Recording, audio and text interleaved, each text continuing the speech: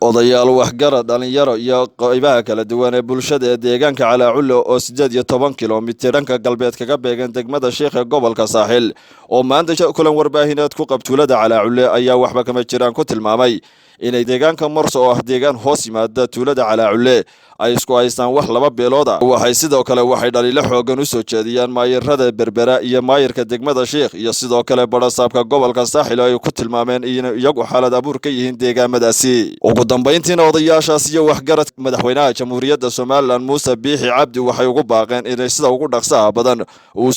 soo farageliyo xaaladda deegaamadaasi ka socota iyagoo sheegeen in barasaabka gobolka Saaxil ay dacwo ka yihiin deegaanka Calaaculle aniga de mas'uulka ah oo haydkiisiya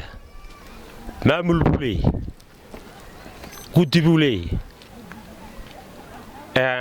maalinkan maanta waxa laga wadwada ee laga dhaqdhaqaajinayo waxa weeyaan ee halka laga bilaabay Marso ama Jeedayaale waa deegaan aan xukunno waa meeshii maamulka dawladda iyo dadweynuhuba ay nooga dhigeen ee aan lagu ogaa waxaan u arkaa foolxumo faragelin qaawan oo aan geedna lagula soo gabo qof waliba de meesha uu maamulka ka yahay ee uu joogo iyadoo maamuladu de wada shaqaynayaan oo midba mid hoos tagayo arrimaha noocaas ee faragelinta qaawan ah ee de odayaashana imika ay ku xidhxidhayeen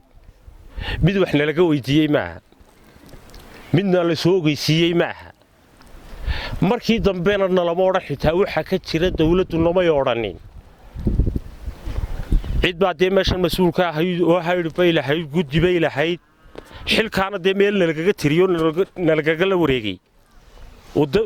shicibkiiyo dawladduba nagagala wareegeen garan maayo lama odhan waxaasa halkaa ka soo kordhay ama cid baa isku haysata ama cid baa waxbaa ka soo kordhaye dee ka soo warbixiyo oo wax allaala xaaladdaana laga soo weydiiyey ma jirto arrinkaa shiikhuunbaa xaggaa iyo xagganba loo rogayaa oo la wadaa oo odayaalla laga xidhxidhay odayaashii beeldhame odayaal ay leedu baa layska xareeyey meeshan la idhaahdo Marso ama se Jeedayaaleba waxa weeyaan deegaan Calaaculle xukumo weeyaan deegaan Calaaculle xukumo ahaadee odayaashu way xidheen beri hore mar hore shaqaaqa ka yara timi odayaashu way xidheen 25 oday baa ku saxeexan waraaqaha meel walba inay geeyeen baan filayaa meeshii soo xidhnayd haddana farafarayn baa laga deyn waayo wuxuuna la leeyahay macdan baa laga qodayaa oo rag baa macdan ka qodaya ragaana waxa soo dareef gareeyay baan leeyahay annaga in cidin la idhaahdo Cabdishakuur cidin anagu ma naqaanin odayaashaana cid kale ma xidhxidhin waxay xidhxidheen barasaabka isagoo ujeedo wata ujeedadu watana waxa weeye wax sharciya odayaasha ku xidhxidhan ma jiraan sharci maxay ahayd dastuuri ku xidhxidhan ma jiraan rag buu kala baxay albeerkada rag buu guryahoodii ka soo qafaashay waxaan u sheegaynaa maamulka sare amba golaha sareba amba madaxweynahaba in barasaabkaas ammaan darro isagu wado laba beelooda oo isku dhufasho ah u xaalad abuur wado waxaanu kala u caddaynaynaa dawladda halkaa Marso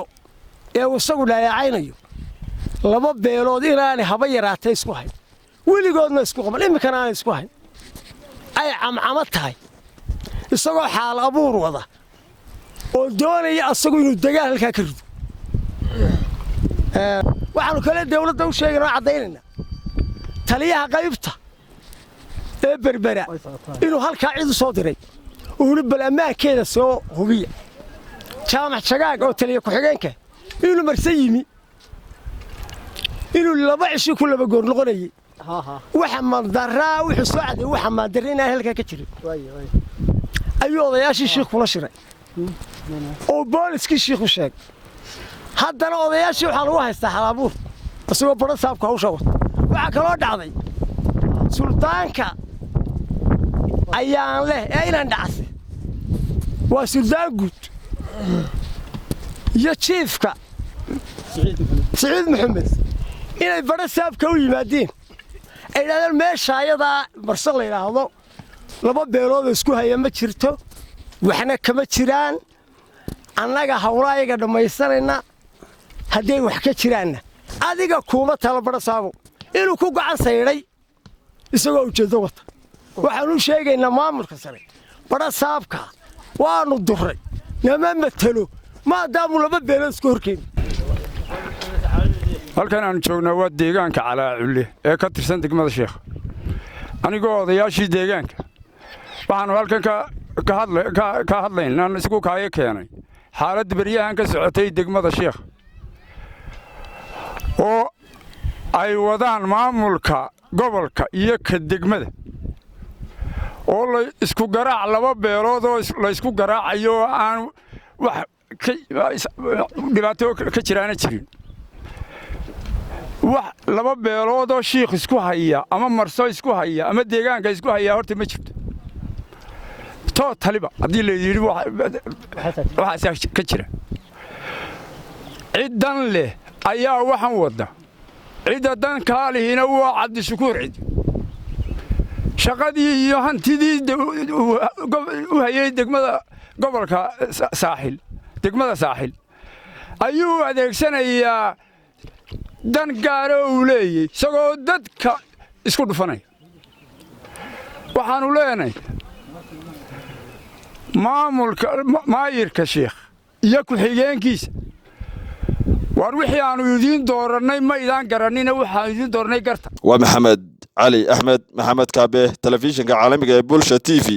degmada sheekh